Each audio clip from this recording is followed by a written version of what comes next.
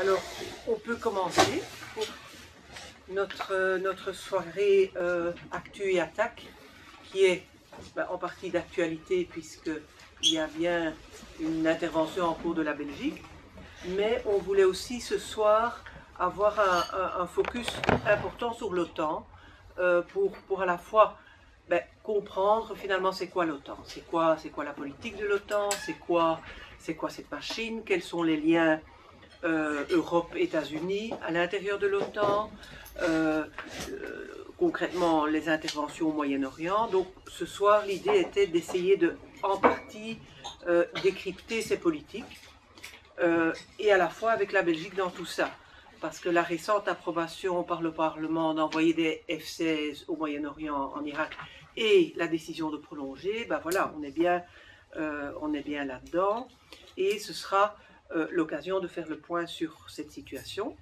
Alors, toutes les parties en présence prétendent toujours agir pour le bien et pour la sécurité des peuples.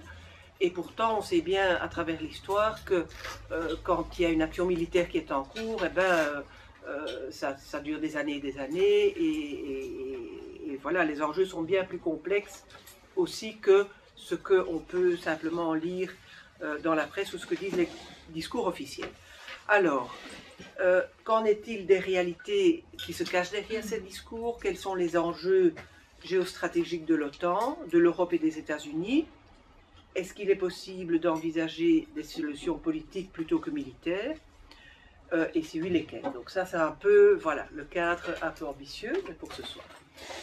Pour nous aider à démêler cet imbroglio, et peu accessible d'habitude, on a vraiment le plaisir d'accueillir deux intervenants, assez complémentaires, je dirais, ou assez différents, pour nous en parler et débattre ce soir. Donc, d'une part, M. Olivier Kempf, qui est docteur en sciences politiques, chercheur associé à l'IRIS, et il expliquera en deux mots ce que c'est l'IRIS, et auteur de l'OTAN au XXIe siècle, qui est ici. Alors, nous lui avons demandé, à lui plus spécialement, de nous expliquer la politique de l'OTAN, le rôle, les objectifs, les limites, et les liens OTAN, Union européenne et États-Unis. D'autre part, Guillaume Defossé, qui est président de la CNAPD, et à Guillaume Defossé, nous avons demandé plutôt une analyse de l'actualité du moment et de la décision récente du Parlement d'envoyer des F-16, avec la question, un peu entre guillemets, la Belgique s'en va en guerre, point d'interrogation. D'où viennent ces problèmes dans les pays visés, en amont de ce qu'on voit, et est-ce qu'il y a d'autres voies politiques autres? Voilà. Alors, comment ça va se passer? Comme d'habitude, je propose qu'on commence par M. Kempf, qui nous parlera de l'OTAN pendant une demi-heure, trois quarts d'heure. Si vous avez des questions de discussion, vous les notez. Si c'est un point d'éclaircissement, on peut la poser. Et la discussion aura lieu après l'intervention de Guillaume Defossé, qui lui aussi a une demi-heure, trois quarts d'heure. Voilà. Et donc, on filme l'intervention pour la mettre sur le site, parce que comme ça, les gens qui n'ont pas pu être là... Écoutez, merci tout d'abord de m'accueillir. J'espère que je vais répondre à vos attentes. Sur un sujet sur lequel j'ai commencé à travailler il y a 13 ou 14 ans. Parce qu'à l'époque on me dit tiens, on va travailler à l'OTAN, alors je me précipite à la FNAC, je précise je suis français, et je cherche un bouquin sur l'OTAN, et je trouve rien, je trouve quelques vagues trucs d'histoire sur les raisons de la rupture de 1966, la France était sortie de l'OTAN, un ou deux textes sur la France et l'OTAN en elle-même, rien. Curieux, on était en 2001 et ce truc-là existait encore, quand même. D'ailleurs, il existe toujours. D'ailleurs, nous en parlons. Et c'est ce qui a un peu motivé mes recherches, parce que je me suis dit, tiens, il faut quand même que je travaille sur cette question. Et puis, j'ai travaillé, j'ai passé ma thèse, j'ai écrit ce livre, donc ça, c'est la deuxième édition. Donc maintenant, on peut dire que je connais un peu l'OTAN. Et la question, la première question, vous le comprenez, c'était pourquoi est-ce que les Français finalement ne s'intéressent pas à l'OTAN. Et très rapidement, la question s'est transformée en un sujet plus général, c'est pourquoi ils ne s'intéressent pas à l'OTAN alors que c'est quand même cet instrument principal d'organisation de la sécurité européenne, euro-atlantique, alors on pourra discuter, mais pour l'instant disons européenne qui est notre cadre stratégique naturel, à nous Français mais à vous aussi Belges, tout le monde est belge, d'accord d'une part, et surtout, on était en 2001, juste après les attentats. Comment se fait-il que ce truc-là existe encore, alors que les conditions qui ont présidé à sa naissance, parce que le traité a été signé en 1949, donc la guerre froide, ont disparu. La structure équivalente, le pacte de Varsovie, a été dissous en 1991. L'OTAN, 10 ans plus tard, existe toujours. L'OTAN, 25 ans après la fin de la guerre froide, existe toujours. Pourquoi? Et en fait, c'est cette question-là à laquelle j'ai voulu répondre. Alors après, ben voilà, vous travaillez, vous lisez, vous passez sur le travail de recherche pour essayer d'abord de l'écrire et ensuite de comprendre. Alors tout d'abord, on va faire et ce livre, c'est l'OTAN d'après la guerre froide.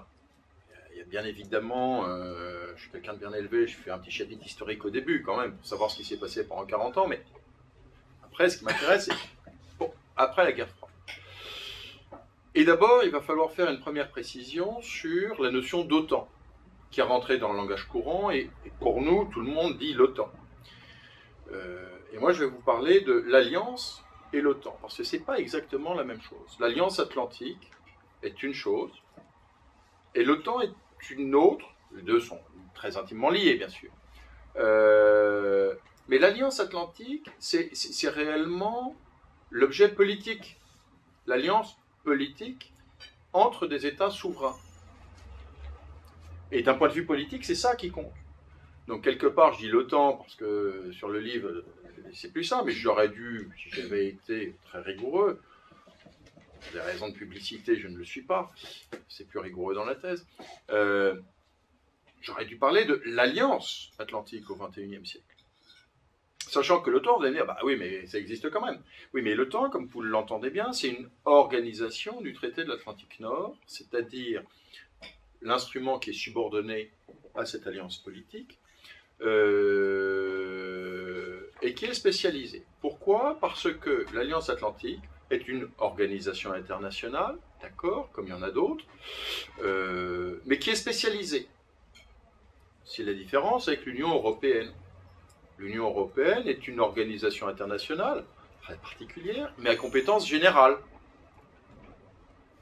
L'OTAN, c'est un peu comme la FAO, ou l'Organisation mondiale de la santé, qui appartiennent au spectre, aux agences de l'ONU. Organisation internationale spécialisée. L'OTAN, c'est spécialisé dans les questions de défense, autour de quelque chose qui est très important, qu'on appelle l'article 5. Vous avez peut-être entendu parler, l'article 5 du traité. Alors, accessoirement, j'ai pu mettre le traité de l'Atlantique Nord de 1949 en annexe du livre, ce que je n'aurais pas pu faire si j'avais fait un traité sur la politique de sécurité et de défense de l'Union européenne, parce que si j'avais mis le traité, le dernier traité de Lisbonne, il faisait à peu près l'épaisseur du livre, tandis que le traité de l'Atlantique Nord, c'est 14 articles. Ça va, on peut mettre ça en annexe, et vous pouvez lire le traité ce soir, vous téléchargez sur Internet, pour lire le traité, et surtout lire l'article 5, qui est la pierre angulaire, parce que c'est ce qui organise ce qu'on appelle la défense collective. Article 5, défense collective, climat de guerre froide. Pierre angulaire de la guerre froide. Et pierre angulaire de la relation transatlantique, c'est-à-dire de l'alliance des deux rives de l'Atlantique, États-Unis et Canada d'un côté, Europe de l'autre. Derrière, vous avez une organisation, donc l'OTAN, voilà, qui est composée des états-majors militaires, autrefois des corps d'armée, etc., tout ce qu'il y avait dessous. Ça a un peu changé, et je raconte pourquoi. Mais quelque part, cette organisation militaire est subordonnée. Parce que l'alliance est malgré tout une alliance d'état de droit, où les armes le cèdent à la toge et où donc le militaire est en dessous du politique. C'est quand même des démocraties, l'Alliance. C'est une réunion d'États démocratiques. Et donc, ce qui est important, c'est le politique, même si bien évidemment, c'est un politique qui est spécialisé sur des questions stratégiques et qu'on parle dans notre jargon de spécialistes de politico-militaire. Vous posiez la question en préparant la conférence, qui décide à l'OTAN? Techniquement, c'est le Conseil de l'Atlantique Nord. Qu'est-ce que c'est que le Conseil de l'Atlantique Nord? Soit c'est la réunion des chefs d'État et de gouvernement, et dans ce cas-là, mais ça intervient tous les 18 mois, tous les 2 ans, c'est ce qu'on appelle un sommet, le fameux sommet de l'OTAN. Il y en a eu un qui a eu lieu début septembre, vous avez suivi ça aux informations, le sommet de Galles.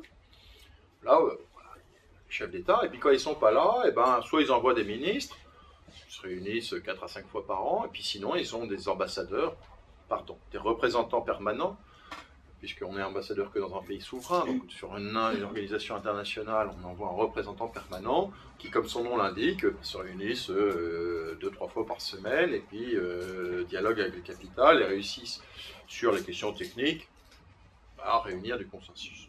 Et donc, organisation internationale, d'États souverains, vous avez compris, c'est de la règle de l'unanimité. Consensus absolu. Donc, l'organe technique qui décide, c'est le Conseil de l'Atlantique Nord. Derrière, alors vous avez des sous-comités. Vous avez aussi une comitologie à l'OTAN. Il n'y a pas qu'à l'UE. Vous en avez aussi une à l'Alliance Atlantique. Mais, in fine, c'est le Conseil qui décide et il décide à 28. Et les 28 se mettent tous d'accord sur ce que l'Alliance doit faire, sur la position qu'elle doit prendre.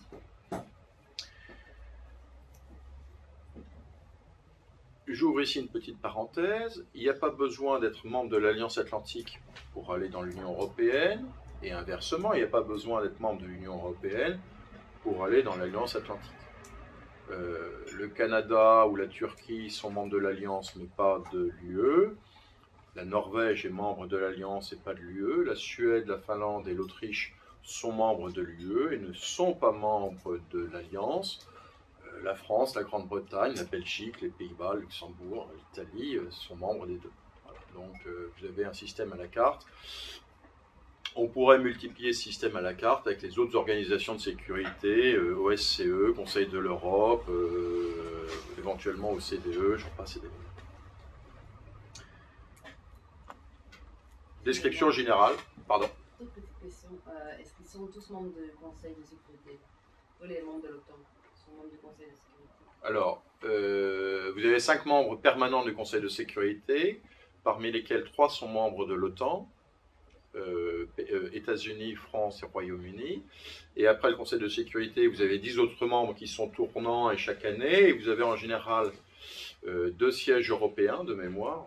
Je ne sais pas s'il y a un spécialiste de l'ONU ici, mais de mémoire, il y a 2 sièges européens plus un. Ben voilà. Et là, il peut arriver que d'autres membres de l'Alliance soient au Conseil de sécurité des 15 membres. Mais parmi les membres permanents. C'est eux qui prennent les décisions de ce que si l'OTAN agit ou pas, c'est le Conseil de sécurité qui. On va y venir. On garde ça pour après. On garde ça pour après. Alors, je vais essayer de répondre succinctement à la question, à ma problématique générale. Pourquoi ça existe toujours, ce truc-là? Parce que la guerre froide, elle n'existe plus, que je sache. Même si M. Poutine a fait des choses pas bien cette année, et même si tout un tas de gens se sont précipités, y compris à l'Alliance, peut-être beaucoup à l'Alliance, pour dire « Oh, attention, c'est à nouveau la guerre froide ». Non, nous ne sommes pas à nouveau dans la guerre froide. Je pense qu'il y avait plusieurs raisons. Tout d'abord, des raisons de gestion de la sécurité européenne, de l'espace européen de sécurité, qui était, souvenez-vous, en 90-91, dans une très très grande incertitude.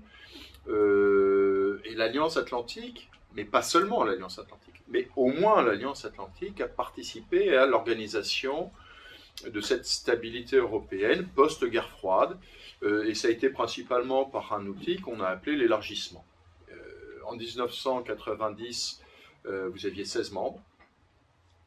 parmi lesquels vous aviez l'Allemagne qui à l'époque n'était que de l'Ouest, et le premier élargissement qui a été relativement peu noté à l'époque puisqu'il a été implicite, ça a été l'inclusion de la RFA, de la RDA dans la RFA. Donc on a déjà pris un pilier du pacte de Varsovie, qui était l'autre alliance, qui a rentré dans l'Alliance Atlantique. Donc l'Alliance soviétique a déjà commencé à se fissurer à ce moment-là. Ils étaient 16 en 1991, on est 28 aujourd'hui, puisqu'on a eu les 3 pays, les États baltes, les pays d'Europe centrale et orientale, Pologne, Tchéquie, Slovaquie, Roumanie, Bulgarie, et puis maintenant on a même 2 pays de l'ex-Yougoslavie, enfin de l'espace balkanique, pardon, je vais faire une bêtise, 3 pays de l'espace balkanique, la Slovénie et la Croatie qui viennent de l'ex-Yougoslavie, et puis l'Albanie. Cet élargissement, donc, on a eu aussi quelque chose qui va servir pour une autre, pour autre chose, mais gardons-le pour l'instant, qui a été ce qu'on a appelé le partenariat. Le partenariat pour la paix, qui est une sorte de structure qui permet à l'Alliance d'organiser des dialogues avec des pays de son voisinage, qui sont extérieurs, et l'Alliance est allée très loin dans la constitution de ces partenariats, et de ce point de vue-là, elle était probablement plus vertueuse, me semble-t-il, que l'Union européenne, surtout quand on voit le partenariat oriental tel qu'il a été construit par l'Union européenne l'année dernière et le résultat qu'il a donné en Ukraine, on se dit, je veux dire, voilà, là, en termes d'efficacité pure, le système allié a été un peu plus efficace puisqu'il a permis d'inclure d'abord tous les pays qui étaient candidats, vous savez, les 12 pays dont je viens de parler qui sont entrés dans l'Alliance, au début ils étaient partenaires. Donc le partenariat a servi de sas, si vous voulez, d'entrée. Et puis ça sert aussi à dialoguer avec 3 catégories de pays, des pays qui sont tout à fait au standard, ils claqueraient dans les doigts, il n'y aura aucune difficulté politique pour qu'ils rentrent. Je pense à la Suède, à la Finlande, à l'Autriche, vous voyez ce genre de pays qui sont, j'allais dire, au standard opérationnel européen, mais qui, pour des raisons politiques, de neutralité, sont dans l'UE, mais ne sont pas dans l'Alliance. Première catégorie. Deuxième catégorie, les pays du voisinage. Je pense au voisinage de Centre-Europe, au voisinage du Caucase, au voisinage des Balkans. Et puis enfin, des pays un peu plus éloignés de ce qu'on appellerait la Grande Europe, mais qui appartiennent en fait à l'Asie centrale, hein, tous les pays en ce temps font partie du partenariat, et puis avec un partenariat un peu particulier avec la Russie. Cette politique de partenariat a été étendue d'ailleurs, puisque l'Alliance a créé 2 autres partenariats, qui sont le dialogue méditerranéen avec les pays de la rive sud, et puis ce qu'on appelle l'initiative de coopération d'Istanbul avec des pays de la péninsule arabique. Les petits Émirats de la péninsule arabique. Organisation donc de sécurité européenne. Deuxième chose, ça a été les opérations, parce que dès le début des années 90, souvenez-vous, on a eu la Yougoslavie. Ça a éclaté fin 91, la crise a éclaté fin 91. Ça a été extrêmement sensible pendant 3 ans de 92-95, avec une gestion militaire par l'ONU de maintien de la paix, souvenez-vous, qui n'a pas donné de grands résultats. Et en 95, il y a eu signature des accords de Dayton, et là, l'Alliance est arrivée. Et donc en 95, c'est ouvert ce qu'on appelle un cycle opérationnel ou un cycle expéditionnaire, parce que cette alliance qui n'avait pas tiré un coup de feu pendant la guerre froide, sauf à l'exercice, s'est retrouvée engagée dans des opérations, ce qu'on appelle des opérations de gestion de crise, qui ont été de plus en plus dures. Alors on peut les évoquer, ça a d'abord été celle de Bosnie-Herzégovine, et puis il y a eu l'affaire du Kosovo en 99, il y a eu une affaire d'Irak avec le grand déchirement européen, souvenez-vous, hein, l'affaire de 2003, et donc là l'Alliance a été obligée, elle n'a pas lancé d'opération, et puis il y a eu l'affaire d'Afghanistan, avec la Force internationale d'assistance et de sécurité, qui a été lancée en 2001, sous mandat des Nations Unies, mais sous direction internationale, et qui a été transférée à l'OTAN en 2003, Force internationale de sécurité, qui se termine à la fin de l'année, fin 2014.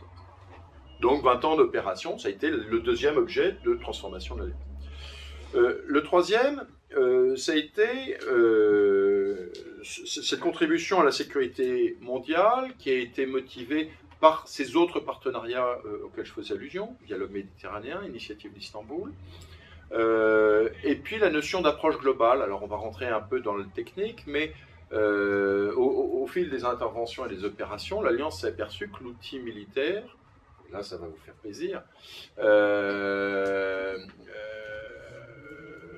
ne réussissait pas à faire toute la solution. Et que il ne s'agissait pas simplement de faire la guerre, il ne s'agissait même pas simplement de séparer l'hostilité, il s'agissait de construire la paix dans ce qu'on appelait un séquençage d'opérations. D'abord, vous intervenez pour calmer, ensuite vous allez dans une phase de stabilisation, et puis dans une phase de normalisation. Et donc, l'outil militaire est plus important au début sur la phase pour calmer les gens, allez, calmez-vous, et puis son influence décroît, et il va falloir qu'il passe le relais à d'autres. Et toute la difficulté était d'organiser ce passage de relais à d'autres. Qui sont les autres? Est-ce que c'est l'État local? Est-ce que ce sont les acteurs internationaux? Lesquels?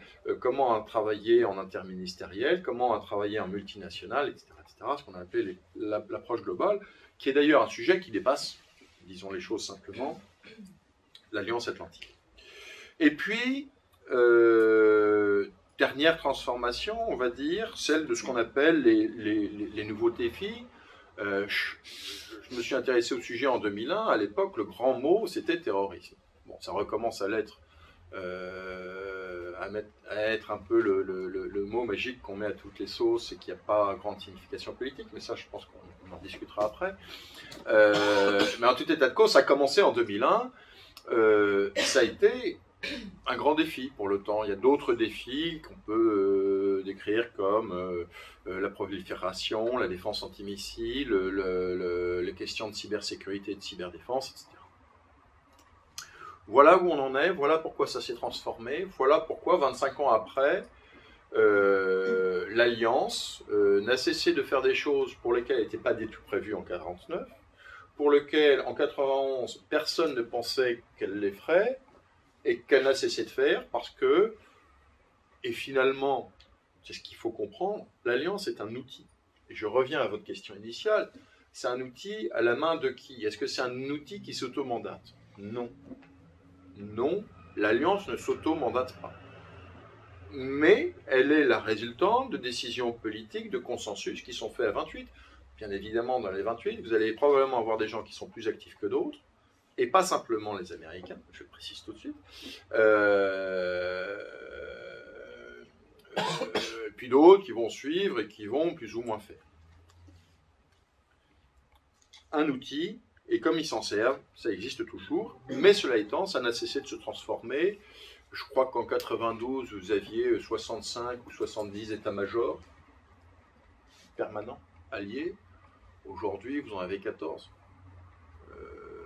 Dans la structure proprement dite d'état-major, on était à 25 ou 30 000 militaires, on est à moins de 12 000. Donc il y a eu une vraie adaptation, y compris dans les structures. C'est-à-dire que ce n'est pas simplement une adaptation dans les discours politiques et dans les actes, c'est aussi une adaptation, une transformation dans la structure. Vous comprenez enfin pourquoi le sous-titre du livre, c'est la transformation d'un héritage. L'héritage, c'est cette espèce de chose qui a été construite et qui a duré pendant la guerre froide et qui a rempli son office pendant la guerre froide, pendant 40 ans, et qui se transforme pendant 25 ans, et c'est la transformation de cet héritage-là que je raconte. Alors, une fois que j'ai dit tout ça, je vais essayer de répondre à vos questions. Quels sont les points qui aujourd'hui font débat? Tout d'abord, alors ça je le dis, je choque beaucoup en France quand je dis ça. Pourquoi je choque? Parce que je vais vous dire que c'est d'abord un instrument qui est au service des Européens. Dans notre imaginaire collectif, l'OTAN, c'est l'outil des Américains. Je ne vais pas vous dire que ce n'est pas un outil aussi des Américains. Mais c'est d'abord un outil des Européens qui leur permettent, au fond, une relative déflation stratégique. Ce que j'appelle une déflation stratégique, et qui fait qu'ils ne se préoccupent plus de sécurité et de défense. L'OTAN, l'Alliance, est l'outil par lequel les Européens bénéficient à coût extrêmement réduit d'une garantie de sécurité européenne qui leur permet de jouer aux passagers clandestins et de ne pas prendre leurs responsabilités. Ce qui explique aussi l'inefficacité, je vais dire relative, je vais être poli, de la politique de défense et de la politique européenne de défense et de sécurité. Non, comment est-ce qu'on dit maintenant? PSDC, de sécurité et de défense commune. Pardon. Et ce qui explique aussi l'illusion vaine de la politique française, qui depuis 20 ans ne cesse de crier comme un cabri sur une chaise « Europe de la défense », en croyant qu'elle va concurrencer l'Alliance, mais c'est une position qui n'est tenue que par les Français. Tous les autres Européens ne veulent qu'une chose, ce sont des Américains. Alors après, vous êtes Américain, vous avez des gens qui vous demandent poliment voilà, vous venez, vous en servez aussi. Mais ne nous trompons pas, et je parle, la collectivité européenne prend d'abord l'alliance comme un outil. Mais alors, le seul problème, c'est que quand vous partez sur de la déflation stratégique, vous faites du passager clandestin. Je ne sais pas s'il y a des économistes parmi vous, mais le passager clandestin, comme son nom l'indique, il monte à bord du bateau et il ne paye pas son ticket. Et puis, vous avez donc de faibles budgets. La Belgique, nous sommes en Belgique, votre budget de la défense, c'est 0,66% du PIB au dernier budget. Au temps de la guerre froide, vous étiez à 3,5%. Alors les Américains, c'est pas un bon exemple, mais ils sont à 4,5 ou 5 encore. Les Russes sont à 6%. Toute l'Asie de l'Est réarme, tout le Moyen-Orient réarme. Nous, collectivement, nous désarmons. Pourquoi ? Parce que, hypocritement, nous bénéficions de la garantie de sécurité américaine. Je dis hypocritement. Mais du coup, on a de faibles capacités, on croit qu'on va faire ce qu'on appelle du soft power et de l'influence et de l'action par la norme, plutôt que de faire du hard power qu'on laisse aux Américains. Le seul problème, et nous le voyons bien avec ce qui s'est passé en Ukraine et ce qui se passe à nos marges, le soft power ne suffit plus tout à fait. Je ne dis pas que le hard power suffit à lui seul, je dis qu'il faut probablement des deux. Et donc, on arrive au deuxième problème, au deuxième sujet qui fait débat aujourd'hui, dans les cercles alliés, dans les cercles politiques des pays membres, qui est une relation transatlantique qui bat de l'aile. Et pourquoi elle bat de l'aile ? Eh bien parce que vous avez une fatigue de la guerre aux États-Unis, vous avez des Américains qui en ont assez de payer pour les Européens, vous avez des Américains qui préfèrent prendre des moyens indirects, cyber, drones, forces spéciales, et surtout vous avez des Américains qui veulent un peu se replier sur eux-mêmes.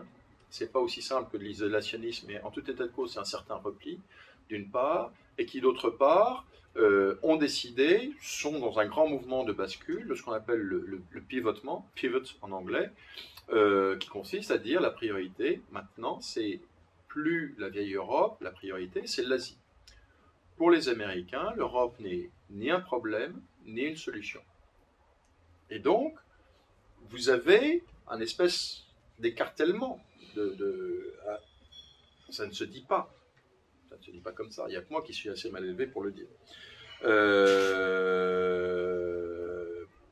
Et donc, un écartèlement transatlantique. On arrive, vous l'avez peut-être noté, avec la fin de la mission en Afghanistan, on arrive à la fin du moment expéditionnaire qui a commencé en 1995, il se termine fin 2014, ça a duré 20 ans.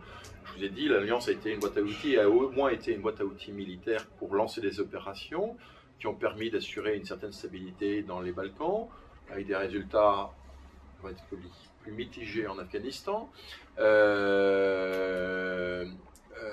Aujourd'hui, les Alliés sont beaucoup moins enclins à cet outil expéditionnaire. Aujourd'hui, on ne sent pas d'ardeur, on va dire ça comme ça, à engager des opérations, et certainement pas sous l'étiquette alliée. Or, ça pose un certain nombre de problèmes qui est, très souvent, on dit à quoi ça sert l'OTAN. Je vous ai montré que ça a quand même servi pendant 25 ans à faire tout un tas de choses. Mais je vous ai dit aussi, l'OTAN est une organisation internationale spécialisée dans les affaires de défense et dans les affaires militaires. Et donc, il y avait l'article 5, et l'article 5 demeure, la défense collective, et ça, il n'y a pas de raison. Et d'ailleurs, sur la crise, Vladimir Poutine a fait très attention de ne pas franchir une ligne rouge qui s'appelait la frontière avec les pays de l'Alliance. il a fait très attention. Il a fait beaucoup de bêtises, beaucoup de choses pas bien. Mais en tout état de cause, la fonction dissuasive de l'Alliance, son cœur de métier, l'article 5, ça a fonctionné. Cette logique expéditionnaire, elle a malgré tout permis de professionnaliser l'Alliance, de la rendre plus robuste, de la rendre, comment dire, de la rendre plus professionnelle dans ses pratiques militaires. Quand elle a commencé ses actions de maintien de la paix, elle était prévue pour faire une guerre qui allait durer 3 jours à 1 semaine. Elle n'était pas prévue pour faire une guerre qui allait durer des mois, avec des opérations de stabilisation qui vont durer des mois. Quand elle est arrivée en Afghanistan, elle pensait que ce serait comme dans les Balkans et que finalement tout se passerait bien. Et pas de chance, elle est tombée sur des gens qui lui ont tiré dessus. Et ça, l'Alliance n'était pas du tout prête à ça.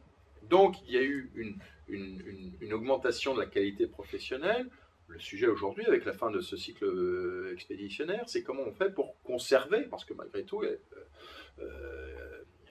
les militaires ont progressé. Comment est-ce qu'on fait pour garder ce niveau technique? Et puis, la troisième chose, c'est, non content de répondre à ces deux défis d'un point de vue militaire, c'est comment on fait pour répondre aux nouveaux défis, parce que depuis 25 ans, l'Alliance, les militaires n'ont cessé d'être surpris. Alors, c'était un secrétaire général de l'ONU. Je suis dans les temps? Oh non, je suis trop long. Non, ça va. Trop long, non? Non. Il vous reste 20 minutes. Encore 10-15 minutes? Ouais. Je l'ai dit, quand je tiens le crachoir, je le tiens. On veille au C'est un secrétaire général qui, en 1951, pour la première mission de maintien de la paix des Nations Unies, avait dit « c'est pas un job de militaire, mais seuls les militaires savent le faire ». L'Alliance, c'est un peu ce qui lui arrivait pendant 20 ans avec son cycle expéditionnaire. Elle a fait des jobs, elle n'était pas préparée pour les faire, et elle les a fait parce qu'il y avait finalement qu'eux qui étaient à peu près aptes à le faire, avec bien évidemment des résultats qui sont entre le verre à moitié vide et le verre à moitié plein, donc forcément critiquables, mais au moins il y avait un peu d'eau dans le verre. Voilà. Le vrai sujet, c'est comment est-ce qu'on fait pour se préparer à la prochaine surprise.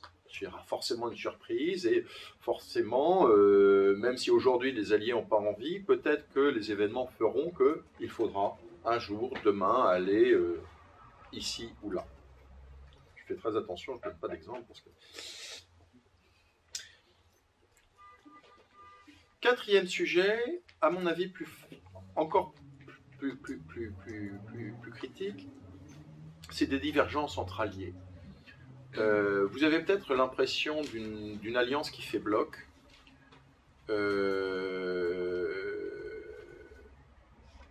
Politiquement, j'aurais plutôt tendance à voir une alliance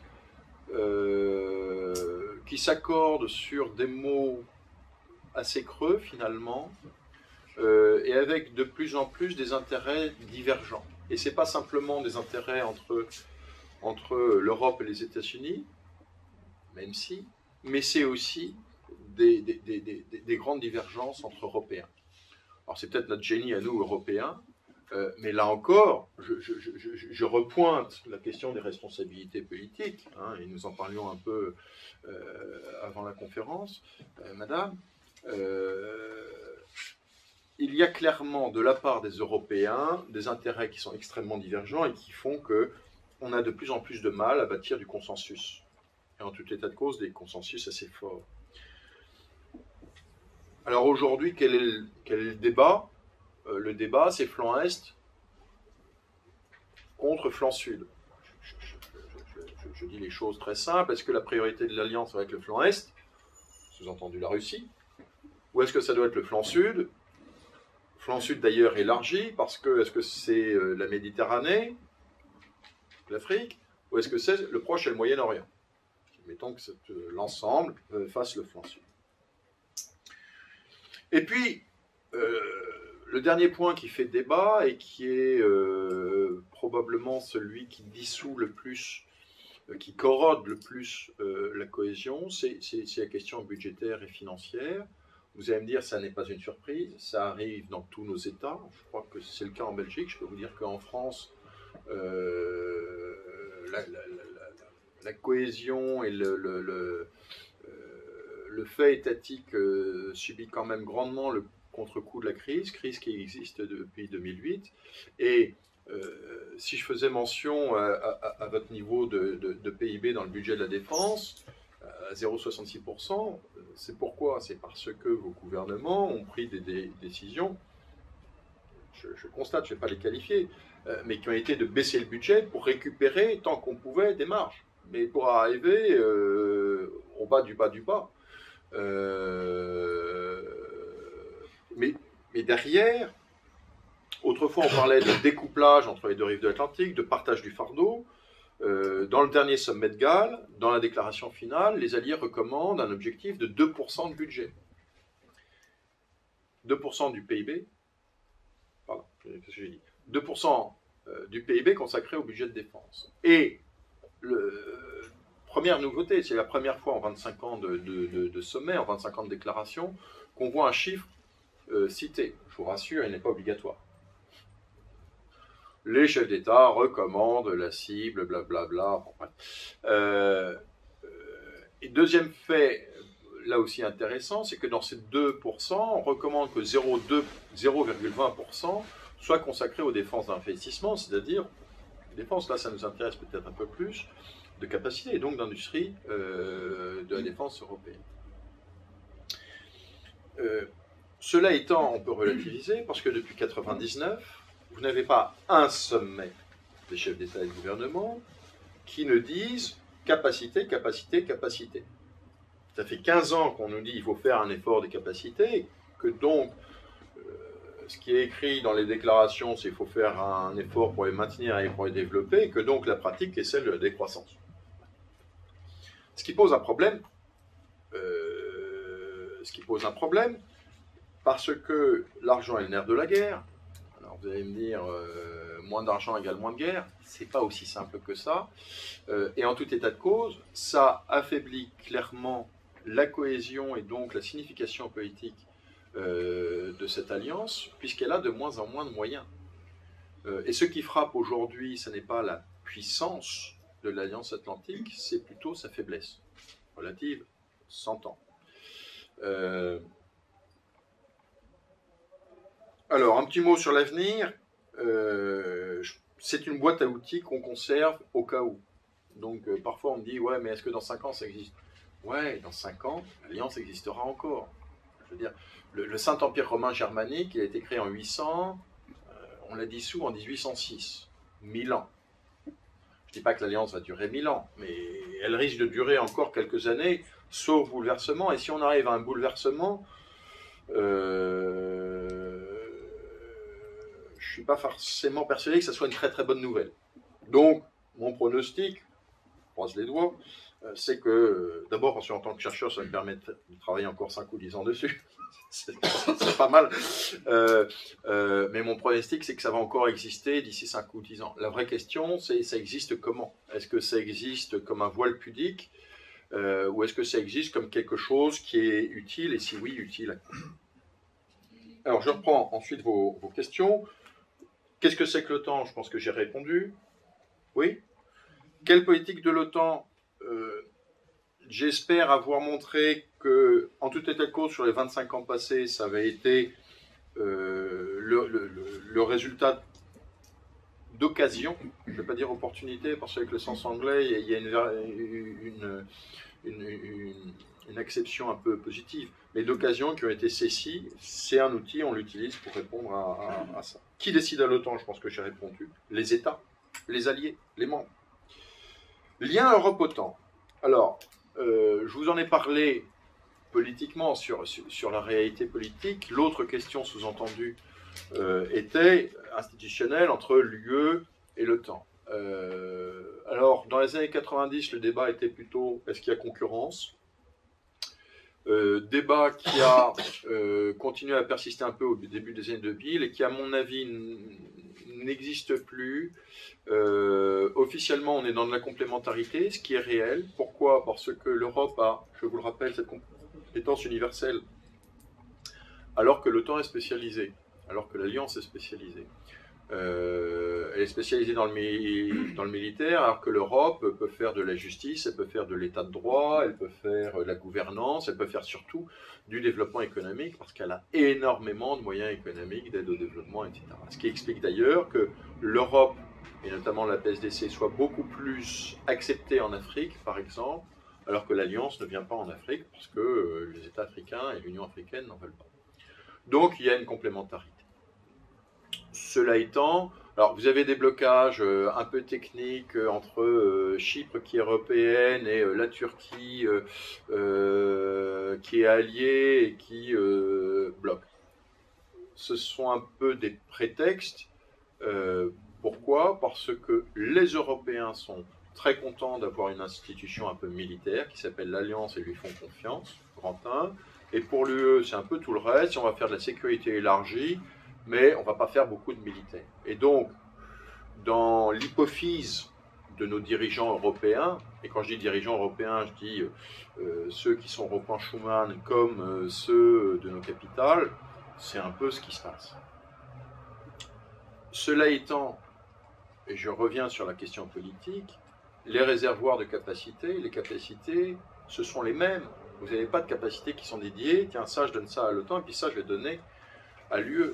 Vous avez, quand vous êtes un État, vous avez votre armée, et elle sert indifféremment, soit à ceci, soit à cela. Et à partir du moment où votre réservoir s'affaiblit, c'est la gamme des moyens qui s'affaiblit. Qu'elle soit sous une étiquette OTAN ou sous une étiquette UE.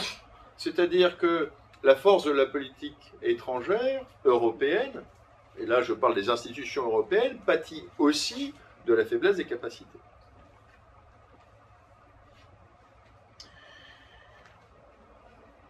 Alors, interventionnisme et Moyen-Orient, quand je relis la déclaration du sommet de Galles,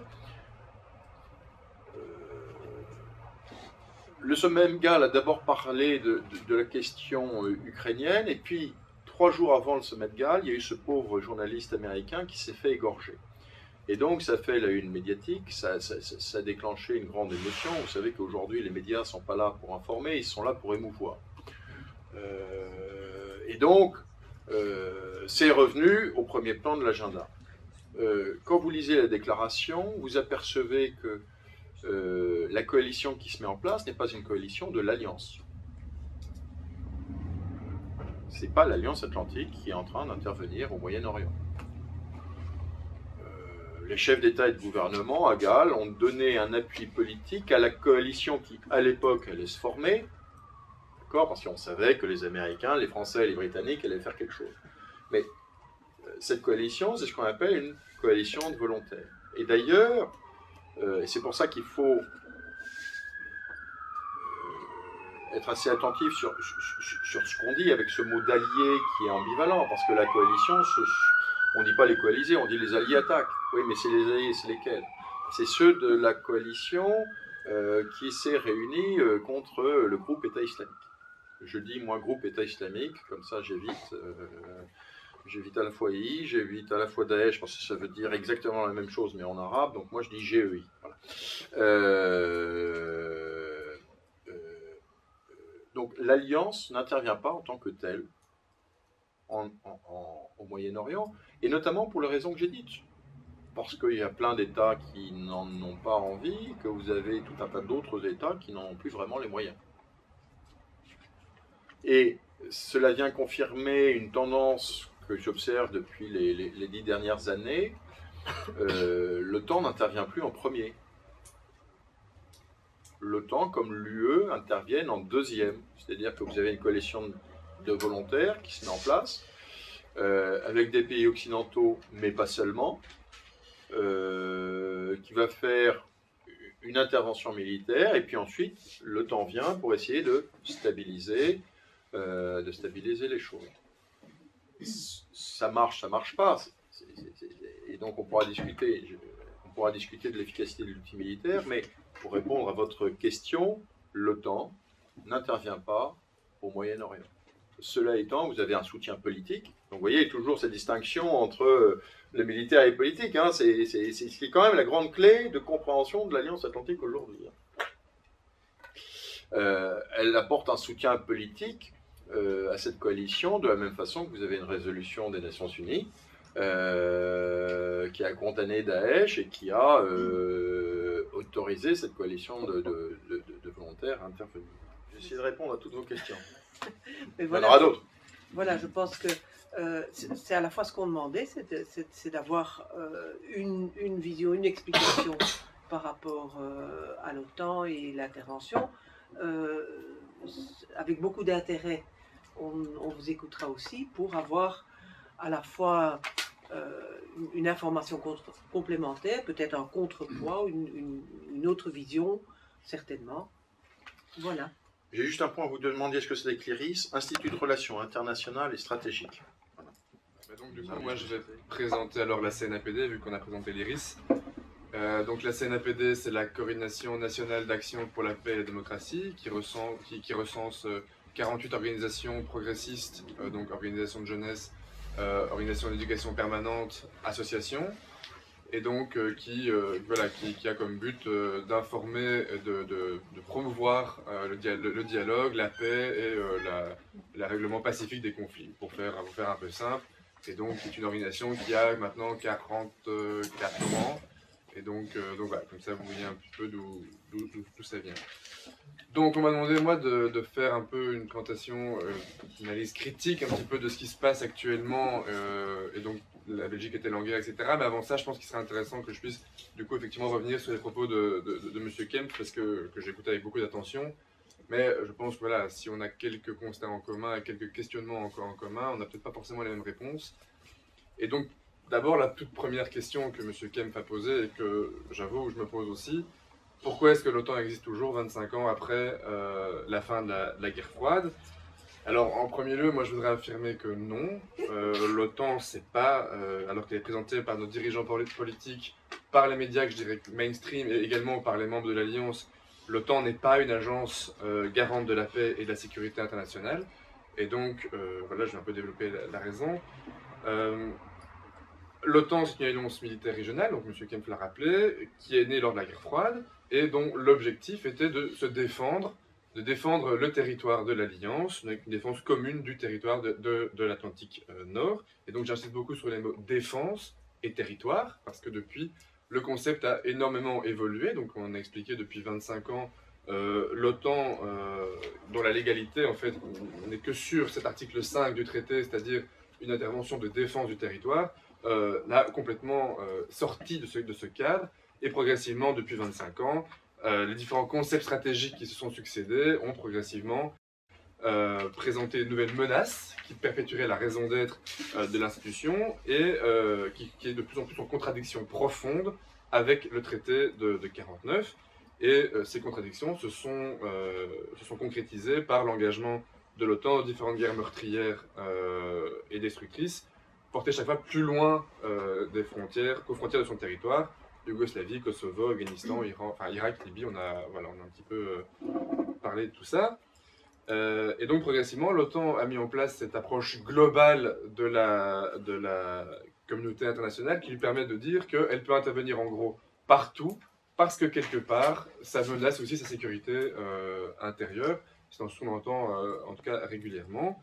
Dans son concept stratégique, elle le dit d'ailleurs, je cite, « L'Alliance subit, mais peut aussi infléchir les développements politiques et sécuritaires intervenant au-delà de ses frontières. » Et donc, ce discours légitimateur de l'OTAN, comme quoi c'est la seule institution à même de garantir la paix et la sécurité internationale, confisque par là même les prérogatives et les possibilités d'action des Nations Unies comme institution multilatérale à visée universelle.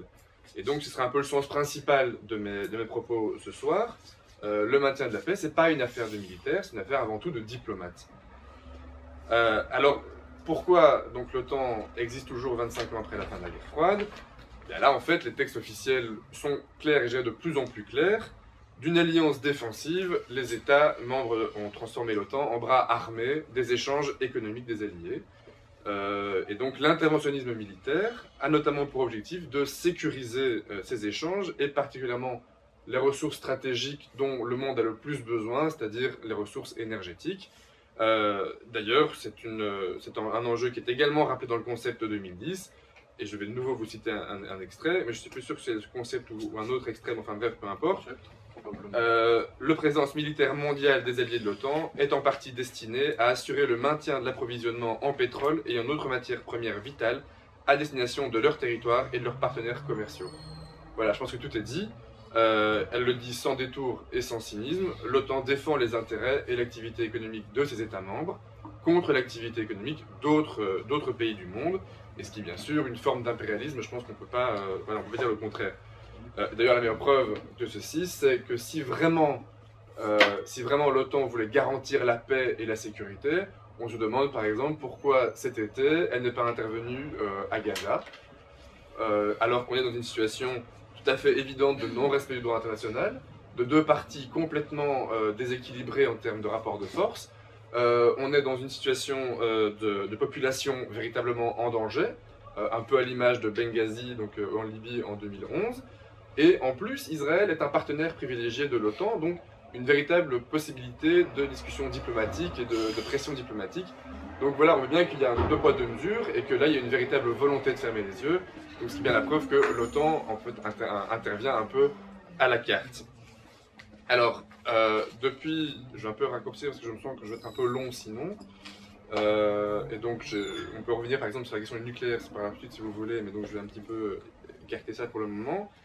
Mais pour revenir à ce que je disais à l'instant, le fil rouge de l'évolution de l'OTAN, et particulièrement ces dernières années, c'est une mise hors jeu progressive des Nations Unies et du multilatéralisme.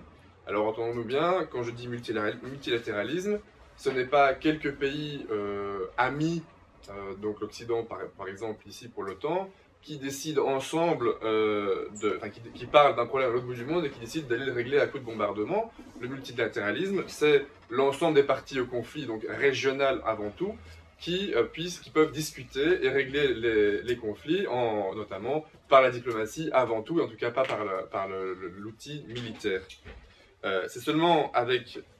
Et selon, évidemment, il faut que ce multilatéralisme se fasse en s'appuyant sur les formes institutionnalisées existantes comme l'ONU et les alliances régionales comme l'Union africaine, la Ligue arabe ou autres, enfin, il y en a plusieurs. Et c'est seulement la coopération entre les États et leur interdépendance qui permet d'atteindre un but d'une société internationale pacifiée et réellement multilatérale. Alors, en ce qui concerne l'OTAN, je ne donnerai qu'un seul exemple marquant. En 2010, de nouveau, ce concept stratégique a été modifié. Il s'articule dorénavant autour de 3 points.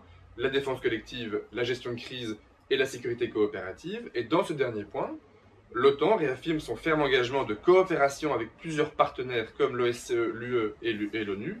L'ONU et l'UE sont alors définis comme des partenaires privilégiés et suppriment de ce fait la relation de supériorité hiérarchique qui existait, qui était clairement mentionnée dans le traité fondateur de l'OTAN, entre l'ONU et l'OTAN. Et donc, cela a entraîné l'OTAN à intervenir plusieurs fois de manière unilatérale, en se substituant au travail de la communauté internationale et de l'ONU, ou parfois à dépasser les mandats reçus par l'ONU, intervenant donc de manière illégale, avec des résultats plus que mitigés. Donc l'Afghanistan est un exemple, où on voit qu'après 13 ans d'occupation, on est dans une situation qui est catastrophique, tant en termes de conflits. L'Afghanistan est toujours un pays en conflit. L'Afghanistan est dans une situation de pauvreté et de sous-développement grave, après 13 ans d'occupation militaire.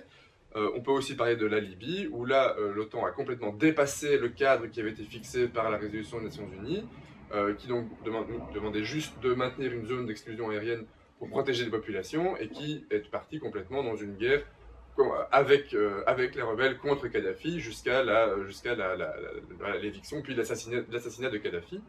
Et donc ça, ce sont des exemples qui sont assez marquants. Sur la question de l'Ukraine, je trouve que c'est un cas qui est particulièrement intéressant. Particulièrement intéressant parce que pour l'OTAN, et en premier lieu, pour l'OTAN, c'est une manière de retrouver une justification à son existence. On revient sur la question pourquoi est-ce que l'OTAN existe. Et donc M. Kempf en a parlé aussi d'ailleurs. Comme il n'y a plus d'ennemis clairement définis, donc qui était l'URSS à l'époque, donc l'URSS a disparu, il a fallu donc s'inventer des ennemis. Ça a été toutes les différentes les différents défis auxquels l'OTAN allait devoir s'attaquer dans les prochaines années, et donc on a vu le résultat maintenant, et qui maintenant, l'Ukraine, donc la réurgence de la Russie dans ce jeu, permet de réactiver le concept de la guerre froide, et donc est une chance en fait pour l'OTAN et donc pour les membres de l'OTAN.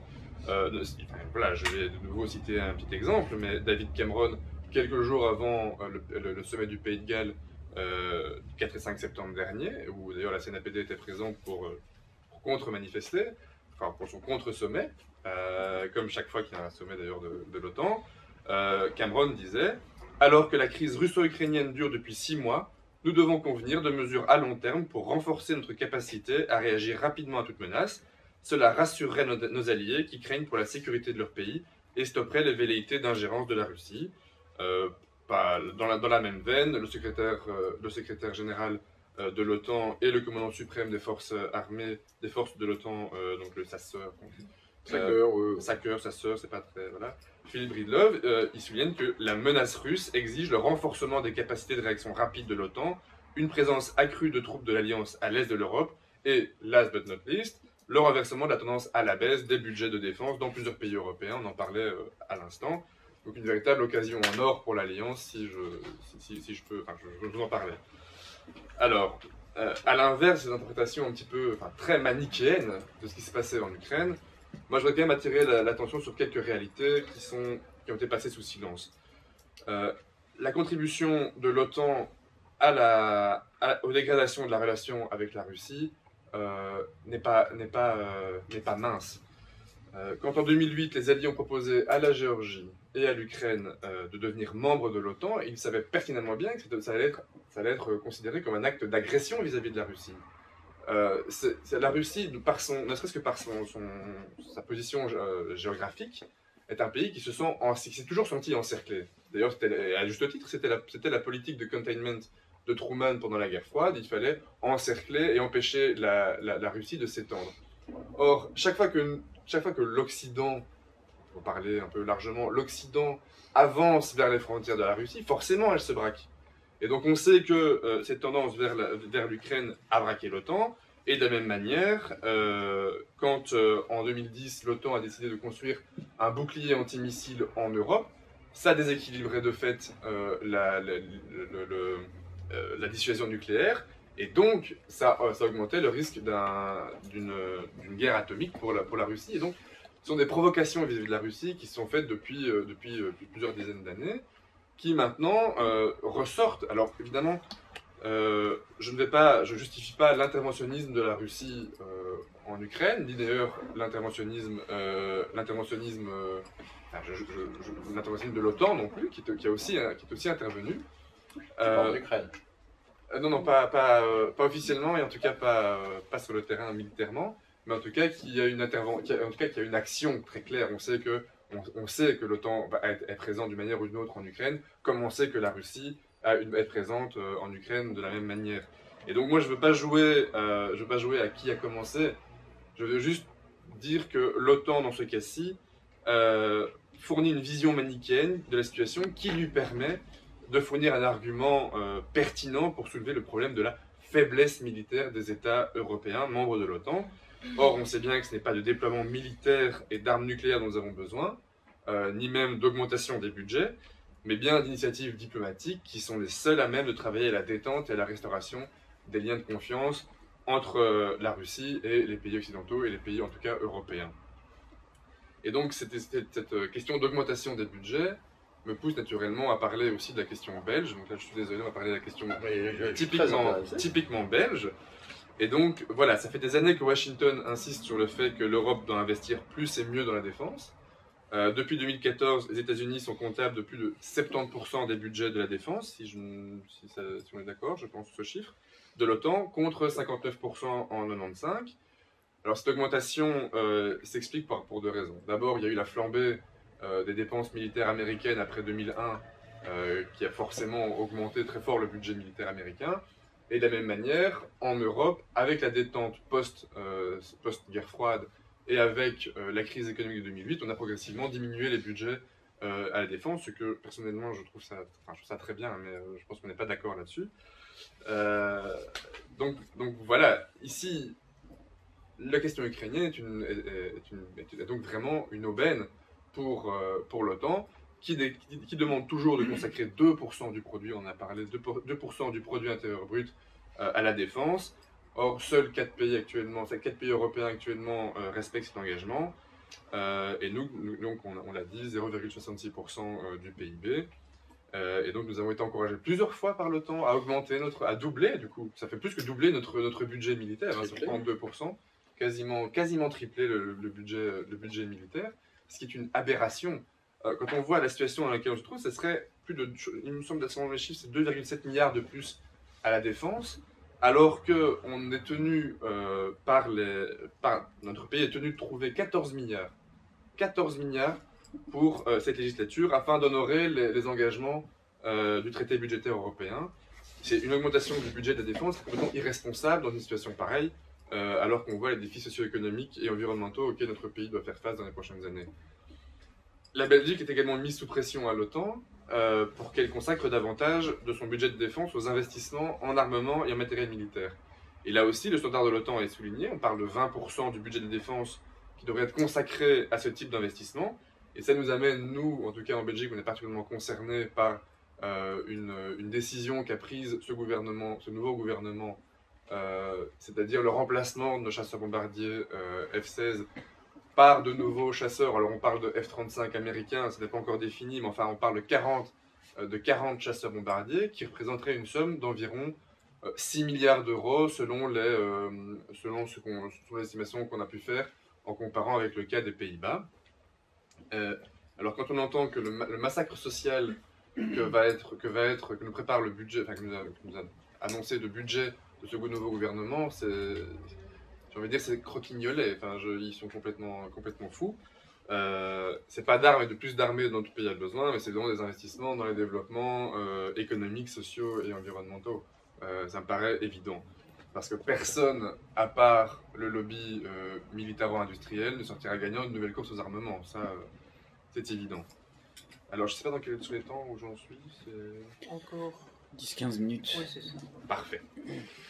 La Belgique en guerre. Alors, donc je parlais des F-16, ça tombe bien. Nous avons des F-16 qui sont partis en Irak. Sur la décision de partir en guerre, comment ça fonctionne en Belgique, je pense que c'est intéressant d'en parler. Actuellement, la décision de partir en guerre, selon la Constitution, n'est pas une affaire de Parlement. C'est une affaire qui se règle entre... C'est le roi, je vous cite l'article de la Constitution d'ailleurs qui est lié, le roi commande les forces armées et constate l'état de guerre, ainsi que la fin des hostilités. Il donne ensuite connaissance aux chambres, aussitôt que l'intérêt et la sûreté de l'État le permettent, en y joignant les communications convenables. Alors, deux éléments de cet article posent question, évidemment, c'est la question de l'état de guerre. On n'a pas été en état de guerre depuis 1945, or on est intervenu un peu partout dans le monde, militairement. Et deuxièmement, il n'y a pas le contrôle du Parlement se fait a posteriori de l'intervention, et encore selon les communications qu'on voudra bien y apporter. Alors, sur la question de l'état de guerre, donc la guerre est autorisée en droit international qu'en dernier ressort et dans des cas bien spécifiés. Dans les faits, donc je l'ai dit, on constate qu'il n'y a plus d'état de guerre en Belgique depuis 1945. Et pourtant, Corée, 1953, Libye en 2011, Rwanda, Congo, Kosovo, etc. On est vraiment parti partout.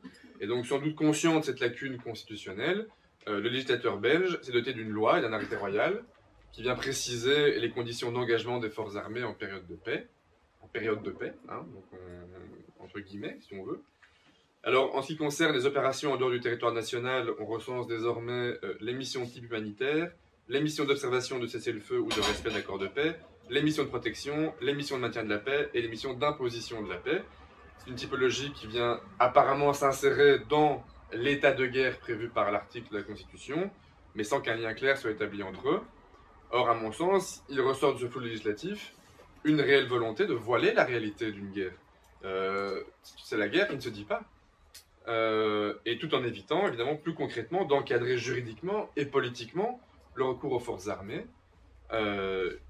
Et c'est contraire aux obligations de droit international découlant de l'utilisation du mot guerre. D'ailleurs, c'est le Centre pour le contrôle démocratique des forces armées de Genève qui le confirme et qui donc nous pousse à faire une modification de la Constitution. Et donc, il apparaît évident que dans une perspective de clarté réglementaire, il est primordial que nous définissions dans la Constitution les différents engagements qui doivent faire l'objet d'un contrôle parlementaire plus strict. Actuellement, le contrôle parlementaire, je vous le dis, se fait par la suite. En France, en 2008, la France a modifié et adopté le terme d'intervention des forces armées à l'étranger dans sa Constitution. Bon, c'est déjà pas mal, mais à mon avis, ça ne prend pas en compte les interventions de drones, etc. Donc, il faudrait, à mon avis, dire toute intervention des forces armées à l'étranger et toute utilisation de moyens militaires à l'étranger me paraît plus indiqué. Alors maintenant, deuxièmement, la question du contrôle démocratique. Selon la loi, ce sont donc le Premier ministre, le ministre de la Défense et le ministre des Affaires étrangères qui, avec le roi, décident de l'entrée en guerre.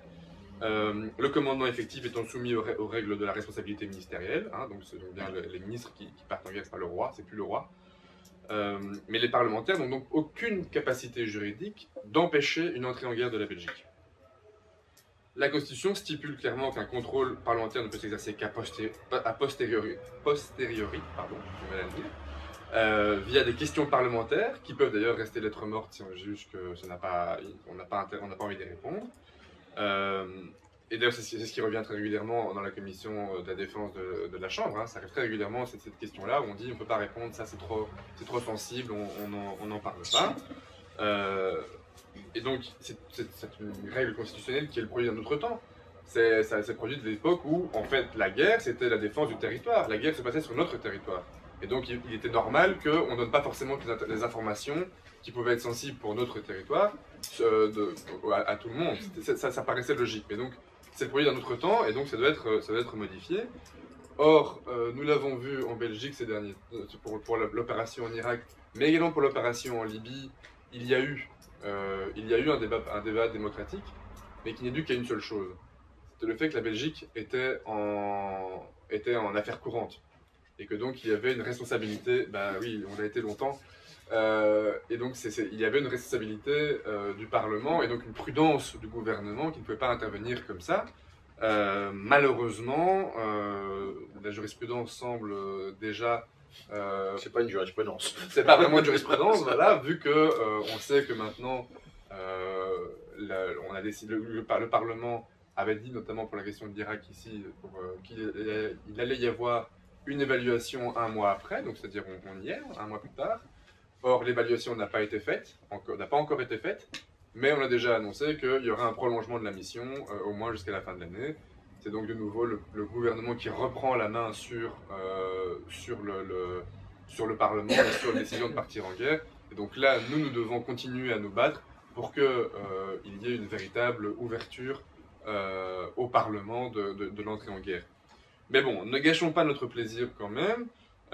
Il y a une vraie avancée démocratique depuis 2011 qui est apparue, c'est que la possibilité a été ouverte de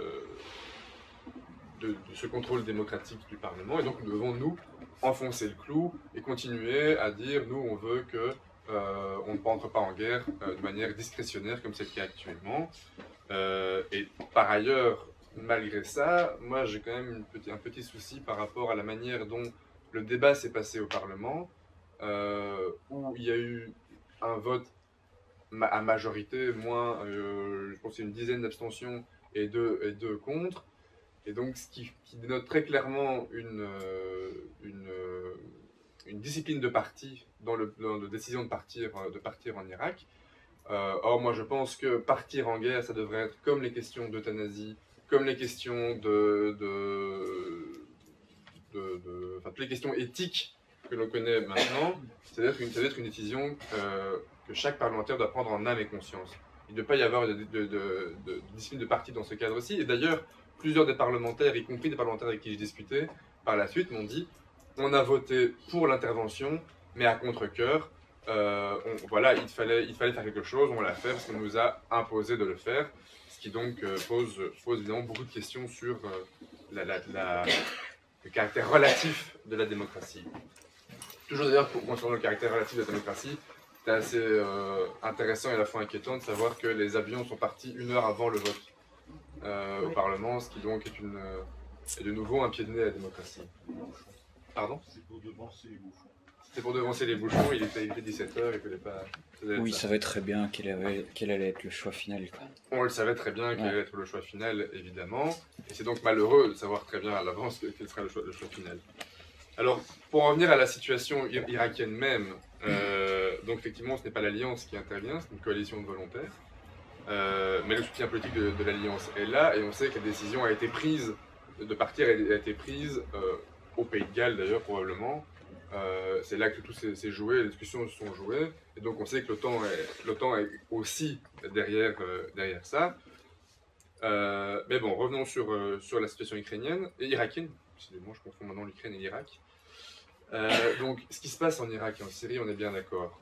C'est extrêmement grave, c'est préoccupant, c'est révoltant, tout ce que vous voulez. Nous sommes dans une région qui est extrêmement complexe, dans laquelle les populations se retrouvent coincées dans un cycle continu de violence armée depuis de nombreuses années. Ce cycle était engendré, et faut-il le rappeler, a été engendré par les interventions américano-multilatérales successives. Et donc, ces interventions ont créé un fort ressentiment pour une bonne partie de la population qui sont maintenant, on est occupés maintenant à combattre.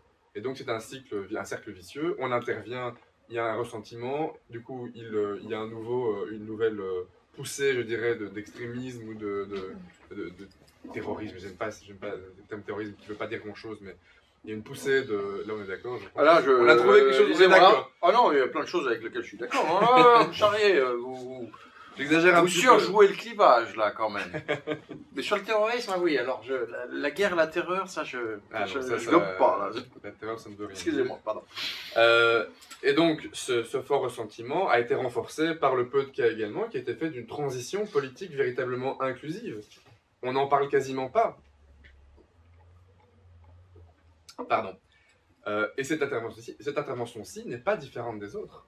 De nouveau, on ne prend jamais en considération les causes fondamentales du radicalisme, la pauvreté, le sentiment d'injustice, le sentiment d'humiliation.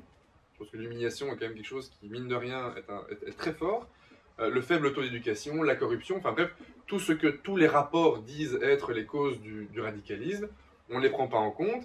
Non, sous le couvert de la lutte contre le terrorisme, on s'attaque militairement aux conséquences du phénomène, en augmentant par ce fait le ressentiment et la rancœur, et donc le phénomène que l'on entendait combattre.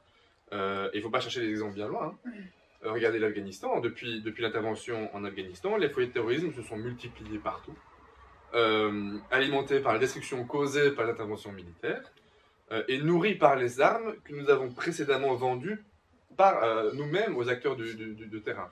Donc il ne faut pas se battre contre nos propres armes. Et donc il est urgent de rompre ce cycle sans fin, et des initiatives existent. Alors d'un point de vue purement militaire et tactique, moi cette intervention me pose question. On voit la ville de Kobani au Kurdistan syrien qui résiste difficilement aux assauts de l'État islamique, du groupe État islamique, malgré que la ville soit soutenue par les bombardements. En Irak, la progression du groupe djihadiste n'est pas ralentie non plus. Et on sait que le type d'action de ces groupes, de ces groupes-là est inefficace. Le type d'action est efficace, mais le bombardement est inefficace avec ce type d'action des groupes djihadistes qui sont disséminés un peu partout. On bombarde qui, on ne sait pas, c'est pas très clair. Enfin bref, ce n'est pas du tout relevant, et donc du coup la question c'est, est-ce qu'il faut que ces raids soient accompagnés d'une présence de troupes au sol? C'est ce qu'on va nous dire évidemment, on dit oui mais ça ne fonctionne pas, alors il faut des troupes au sol. C'est ce que les Américains disent déjà, on les a déjà entendus à plusieurs reprises dire ça. Et quoi, on veut un nouvel Afghanistan, comme dans 13 ans d'occupation, on n'a rien résolu? Alors voilà, moi je pense qu'il ne faut pas confondre ici protection de la population et combat et guerre contre l'État islamique. Alors, sur ce qui est de la protection des populations, à mon sens, c'est tout à fait envisageable que la protection de la population en Irak et en Syrie puisse faire l'objet d'une mission d'interposition des Nations Unies, encadrée par une résolution du Conseil de sécurité. Les règles d'engagement existent pour donner à cette mission les capacités nécessaires à l'arrêt des violences contre les civils, tout en garantissant un cadre légal et légitime. Et ce cadre légal et légitime commande que ce soit la Ligue arabe elle-même qui se charge de l'exécution de cette mission, en parfaite collaboration avec l'armée irakienne, évidemment, et également avec l'Iran et d'autres partenaires régionaux. C'est toujours une solution régionale qui doit être trouvée. Je pense que c'est vraiment quelque chose qui doit revenir régulièrement. Et je pense que si la Belgique veut faire quelque chose, elle doit exprimer sa solidarité avec les victimes de cette guerre en allouant les budgets précédemment destinés à l'intervention militaire, donc l'intervention militaire qu'on fait maintenant.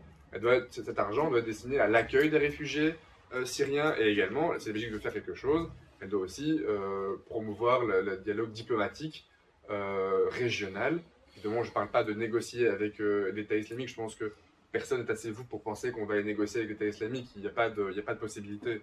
Mais par contre, une négociation régionale doit se faire.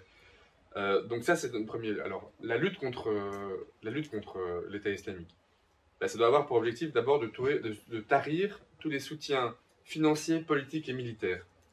On l'a souvent répété, l'État islamique, c'est le groupe terroriste le plus riche du monde. Il perçoit quotidiennement, on dit, 1 à 3 millions de dollars de la vente du pétrole. De la vente de pétrole dont il a le contrôle. Ils ont pris le contrôle d'une partie du territoire irakien et syrien. Alors la question c'est, où il va ce pétrole? À qui? Alors on sait qu'il est vendu en contrebande en Turquie. On sait qu'il a été vendu plus que probablement au gouvernement syrien. Intéressant de savoir ça. Et que ce pétrole se retrouve également en Europe. C'est même l'ambassadrice de l'Union européenne en Irak qui l'a annoncé, qui l'a dit récemment. Et donc, ces pays-là doivent arrêter de jouer cette espèce de double jeu qu'ils jouent actuellement et interpeller les personnes qui depuis le territoire, alimentent leur conflit. La question de la Turquie est une question très intéressante dans le livre dans cette région-là, mais je pense que c'est un peu long à expliquer. Mais si on pourra revenir dessus si vous voulez. Alors, deuxièmement, l'isolement économique du groupe islamique doit s'accompagner d'un isolement politique. Et pour ça, je pense qu'il serait intéressant, je pense qu'il faut que l'Irak se dote ou organise une conférence nationale inclusive qui permettrait à toutes les composantes de la société irakienne d'envisager leur futur et la manière la plus harmonieuse d'arriver à organiser le vivre ensemble dans le pays. Et je pense que c'est vraiment avec une perspective d'aboutir de cette conférence qu'on pourra décourager certaines parties de la population irakienne de rejoindre et de faire allégeance à l'État islamique actuellement. Je pense que vraiment il faut donner de l'espoir à la population irakienne d'une véritable société dans laquelle tout le monde a sa place. Je suis un peu long, non? Ouais, voilà. Oui, c'est peut-être bien de... Je vais du coup alors terminer aussi quand même parler de la Syrie. Il faut aussi en Syrie une nouvelle conférence de Genève, parce qu'on ne pourra pas résoudre la question de l'Irak sans résoudre la question de la Syrie. Or, en Syrie, depuis début 2014, il n'y a plus d'initiative diplomatique pour résoudre le problème. Or, la Syrie, c'est 200 000 morts. C'est une région avec la population qui est épuisée par quasiment 4 ans de guerre civile. Or, il n'y a plus aucune volonté internationale et diplomatique de résoudre cette question-là. Il n'y a plus aucune initiative. Je pense que là, il faut une conférence de Genève 3. Donc, on a eu la première, la deuxième qui ont été des échecs, malheureusement. Mais je pense qu'il faut une troisième conférence qui permette de relancer le dialogue et de s'en sortir. Qui convoque l'Iran. Qui convoque l'Iran. On est d'accord. Non, mais je pose la question, mais allez. L'Iran est aussi fait partie de la solution à ce problème, parce que l'Iran est un acteur régional très puissant, et on ne peut pas faire l'impasse de l'Iran là-dedans. Alors, je pense que, en conclusion, je dirais que toutes les initiatives peuvent et doivent se prendre avec la conviction que la fuite en avant des interventions militaires successives sont contre-productives et alimentent le terreau du radicalisme. Ce n'est jamais une solution d'ajouter de la guerre à la guerre, d'ajouter du chaos au chaos. ce sont les peuples et les États de la région qui doivent affronter la réalité aussi de leur terrain et donc la réalité de l'État islamique. La communauté internationale, elle, ne doit, à mon sens, intervenir qu'en appui, notamment en soutenant une force d'interposition des Nations Unies si on arrive à l'obtenir. Mais donc voilà, et je pense qu'il faut aussi, donc je l'ai dit, réaffirmer la puissance et l'autorité du gouvernement national, enfin de l'Union nationale de Bagdad, dans le respect des droits et des devoirs de chacun des Irakiens. Je pense que voilà, ce sont un petit peu les différents points que je voulais aborder, mais on pourra, je suppose, en discuter. Je propose qu'il y ait une série de questions et que, en fonction de la question, ce soit l'un et l'autre, ou l'un et l'autre qui répondent. Et je pense peut-être que pour le débat, il y avait déjà les questions de clarification. Voilà, qui voilà. sont mises. Il y avait déjà les questions entre... Alors, je les ai notées. Alors, lien ONU-OTAN.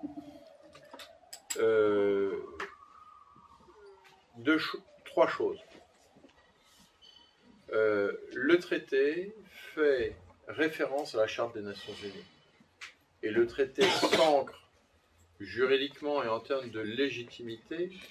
On ne peut pas négliger ça d'un revers de main dans la Charte des Nations Unies. Et donc, le traité se subordonne aux Nations Unies, ce qui est finalement assez logique, puisque les Nations Unies datent de 1945, vous le savez, le traité date de 1949. Les deux choses sont au moins, sinon sous impulsion américaine, au moins avec une grande participation américaine. Il était logique, même si en 1945 c'est Roosevelt et en 1949 c'est Truman, il était logique qu'il y ait un lien très très fort au départ entre les deux. Ça n'a pas posé de problème pendant toute la guerre froide. Ça a posé des problèmes à partir du cycle d'intervention. Et le problème majeur, là, le problème majeur est celui, le plus flagrant, est celui de l'intervention au Kosovo. Parce que la résolution des Nations Unies qui condamnait à l'époque Milosevic était très très contournée, très très ambiguë et n'autorisait pas littéralement une intervention, mais elle était placée sous le chapitre 7 qui est celui qui permet l'emploi de la force armée, à la différence du chapitre 6 qui est celui qui veut gérer les problèmes internationaux sans emploi de la force armée. Et à côté de cette difficulté juridique, vous avez eu la notion de droit d'ingérence humanitaire, souvenez-vous, mais qui n'était à l'époque qu'une, ce qu'on appelle une construction doctrinale. Est-ce qu'il y a des juristes C'est bon, je peux raconter des bêtises, vous n'allez pas trop me tirer l'oreille. Une construction doctrinale qui a été utilisée politiquement, disons les mots, politiquement et médiatiquement. Je veux dire, c'est pas que de la communication, c'est-à-dire que, souvenez-vous, à l'époque, je crois qu'on avait 100 000 ou 200 000 déplacés, quoi. Je veux dire. Et donc, il y avait un vrai sujet, et convenons qu'on a quand même un peu tiré à l'élastique la justification juridique de l'intervention. On va dire ça comme ça. Et l'élastique était quand même très tendu. Voilà. Et ça a été quand même Bon, voilà. J'essaye d'exposer de façon la plus objective possible les pros et les contre, voilà. Mais bon, moralement, revenons aux questions d'oral et d'éthique. Si cette justification juridique, et c'est quelque chose que j'ai compris très longtemps après la crise de 99 d'ailleurs, parce qu'à l'époque j'étais comme tout le monde, je disais mais vous foutez du monde, vous bafouez l'ONU. Et en fait, cette espèce de « je tire l'élastique » était une façon de conserver la légitimation onusienne. J'ai mis du temps à le comprendre. Et pourquoi c'était une façon de conserver la légitimation onusienne? C'était, on avait 100 000 ou 200 000 déplacés, réfugiés dans tous les sens, etc. Et on disait, putain, mais il faut faire quelque chose. Alors après, je ne sais pas si ça a été utile d'utiliser des avions, etc. Peu importe, n'empêche qu'à la fin, Milosevic a cessé. Et donc, on a probablement bousculé le droit, on va dire ça comme ça. Mais à la fin, il y a eu une efficacité qui a permis finalement de respecter les objectifs d'humanité. Je ne suis pas forcément tout à fait satisfait de la situation du Kosovo 15 ans après. C'est un autre débat. Mais revenons à ce débat-là du lien OTAN-ONU sur l'intervention du Kosovo, qui est quand même la plus sensible.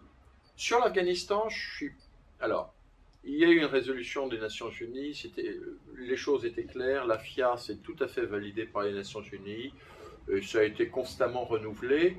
Après que vous doutiez de l'efficacité d'un autre sujet, mais vous ne pouvez pas dénier la légitimité de la force internationale d'assistance et de sécurité. Il ne faut pas se tromper sur la légitimité, notamment la légitimité onusienne, il y est. Après, on peut discuter. Non, mais je veux dire, celle de l'OTAN, c'est une question. Nous sommes bien d'accord, c'est une autre question. Je reviens sur la question de la légitimité onusienne. On ne peut pas la discuter. Même chose. Alors, sur la Libye, justement pour tourner cette difficulté de je suis désolé, je rentre un peu dans le technique. Hein, désolé. Cette difficulté du droit d'ingérence humanitaire qui était une construction doctrinale, les Nations Unies ont adopté à l'Assemblée Générale, je vais revenir à la question sur l'Assemblée Générale, ont adopté à l'Assemblée Générale la notion de responsabilité de protéger, R2P en bon anglais. Et c'est au motif d'une résolution qui était sous chapitre 7, Grand 1, qui était basée sur le concept de R2P et qui disait vous avez le droit d'intervenir en Libye. Alors là encore, il y a eu une tension d'élastique en disant jusqu'où va la responsabilité de protéger. Est-ce que la responsabilité de protéger, simplifions les choses, va j'arrête les forces de Kadhafi qui s'avancent vers Benghazi, ou est-ce que je vais à l'extrême inverse, qui est du regime change, du changement de régime, et je mets à bas Kadhafi. Difficulté d'interprétation, difficulté politique d'interprétation, ne nous y trompons pas. Cela étant, le lien de légalité et de légitimité juridique du lancement d'intervention n'est pas réellement questionnable. Après, là encore, on est dans les voies et moyens, on est dans la mise en œuvre, et là, j'écoute votre discours, mais je pense que pour le lien sur la légitimité onusienne, c'est important. Tout ça pour dire, et je reviens à votre question, les actions de l'OTAN essayent tant que faire se peut, et jusqu'à présent, même en tendant grandement l'élastique, y compris dans le cas du Kosovo, de conserver cette légitimité onusienne. Vous me posez d'autres questions.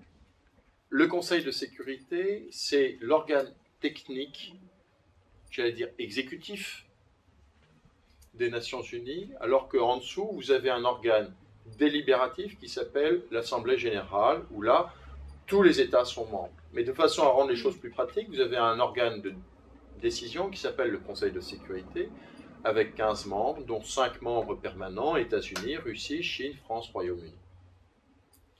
Et les 10 autres qui changent tous les ans. C'est là qui ont le droit de veto. Les 5 permanents ont le droit de veto. Ouais. Dans cet organe exécutif de 15... L'OTAN, il y en a aussi qui ont le droit de veto. Non, justement, l'OTAN, c'est autre chose. L'ONU, c'est le Parlement du monde. 194 ou 197 États, je ne sais plus très bien, plus les observateurs, bientôt l'autorité palestinienne, enfin bon. 194 États, le Parlement du monde. Vous n'êtes aujourd'hui un État que vous... Gros, je force un peu le trait, parce qu'en droit international, c'est pas tout à fait exact, mais vous n'êtes aujourd'hui un État que si vous êtes reconnu à l'ONU, et membre de l'ONU. Pardon? L'OPEP est une organisation internationale spécialisée, dans l'économie et dans l'économie du pétrole. D'accord? Ça a des effets politiques.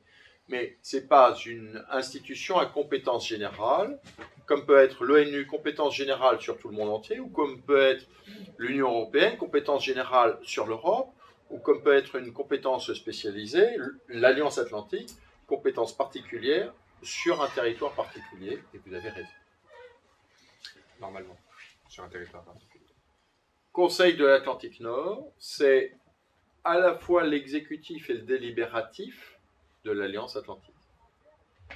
C'est-à-dire qu'on n'a pas cet étagement, dans l'Alliance Atlantique, vous n'avez pas cet étagement. L'organe de délibération et de décision, c'est le Conseil de l'Atlantique Nord, 28 membres. Et pourquoi? Parce qu'on compte tous les membres. Mais vous n'avez pas de système de droit de veto, vous avez un consensus absolu. Autrement dit, chaque membre a le droit de veto. Oui, mais par exemple, pour l'Afghanistan, l'Amérique avait quand même fortement pression sur l'OTAN pour intervenir. Qu'il soit difficile politiquement de résister à une pression américaine. D'accord. C'est un sujet. Cela étant, légalement, on parle de droit là. Légalement, chacun a le droit de veto. La Grèce résiste à toutes les pressions et dit « Ron Tutu, je ne veux pas savoir, je ne reconnaîtrai pas la Macédoine sous le nom de Macédoine. » Et ça bloque. Et l'ancienne république yougoslave de Macédoine arrive en bonne terminologie de droit international, ne peut pas rejoindre l'OTAN alors qu'elle remplit à peu près les critères politiques et techniques à cause du veto grec. Donc, il ne faut pas dire que les nations ne sont pas souveraines. Quand c'est extrêmement important pour elles, elles bloquent. Je le dis d'autant plus, j'essaie de l'expliquer, qu'une des évolutions de l'Alliance depuis 25 ans a été une renationalisation des politiques. Et je reviens sur ma conclusion finale où je disais il y a de plus en plus de divergences. Ça veut dire quoi? Ça veut dire que les États affirment de plus en plus, on le voit à l'Union européenne, on le voit à l'ONU, je reviendrai sur le multilatéralisme, je pense. Mais on le voit aussi à l'Alliance. Vous avez de plus en plus de vision nationale et de posture nationale. C'est aussi une des raisons de cet affaiblissement du consensus. Je reviens à votre dernière question. Excusez-moi, casque bleu et militaires alliés, à l'origine, c'est des militaires des États membres. Ah, pardon, je suis désolé, je savais que c'était dans cette direction. Bon, je vous réponds à votre question, quand même. Parfois, ils vont sous des missions de maintien de la paix des Nations Unies, et là, ils vont être un béret bleu ou un casque bleu, etc. Parfois, ils vont sous mandat national, et là, ils ont le casque national, le béret national. Parfois, ils vont sous un régime OTAN, et dans ce cas-là, en général, ils ont toujours le même casque, mais ici, sur l'épaule, ils ont une étiquette OTAN. Et même chose pour l'UE.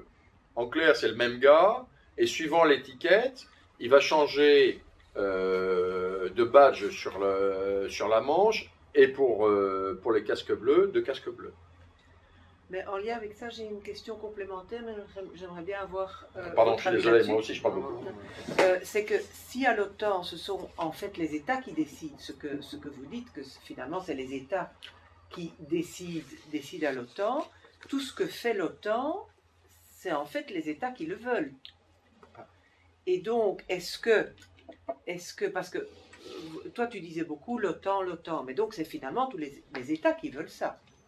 Mais est-ce que, alors, est-ce que finalement, comme vous disiez, est-ce que les États se dédouanent de toutes les décisions en laissant l'OTAN libre de décider? Quelle est la vision? Je pense qu'on peut faire le parallèle avec l'Union européenne. Dès qu'il y a une mesure impopulaire, on dit c'est pas nous, c'est Bruxelles, ou c'est l'Union européenne. C'est pareil à l'OTAN. la différence c'est qu'il n'y a pas d'unanimité totalement à l'Union Européenne, enfin, bref, à l'OTAN, chaque pays membre a un droit de veto de fait, ça on est d'accord. De droit, pas de fait, de droit. De droit, oui. De droit. Et de fait, mais d'abord de droit. Là, évidemment, on sait que ce sont des discussions diplomatiques, ce sont des négociations, c'est aussi des rapports de force. On sait bien que la Belgique toute seule s'opposer aux États-Unis, c'est compliqué. On n'a pas le même poids, y compris d'ailleurs en termes militaires. On l'a rappelé, les États-Unis sont majoritaires dans le budget militaire alloué à l'OTAN. Donc il y a toute une série évidemment de rapports de force. Donc c'est sûr que la Belgique n'est pas en capacité, je dirais, à s'opposer. Bon, elle peut le faire, mais c'est plus difficile pour elle de pouvoir tenir face à une alliance, comme généralement on le voit entre les Américains et les Anglais, par exemple, qui sont quand même très, très, très, très imposants. Et donc, on ne peut pas dédouaner la Belgique de sa responsabilité, parce que elle dit oui. Enfin, quelque part, elle dit oui. Elle dit oui parce qu'il y aurait des conséquences, des réprimandes économiques, des conséquences négatives. On le sait, il a été question pour la Belgique notamment. Quand la Belgique s'est opposée... Des échanges économiques, ce serait plus compliqué. Oui, on sait que quand la Belgique s'est opposée au sein de l'OTAN à certaines décisions, on a menacé la Belgique de retirer le siège de l'OTAN qui est à Bruxelles et de le mettre je ne sais plus où.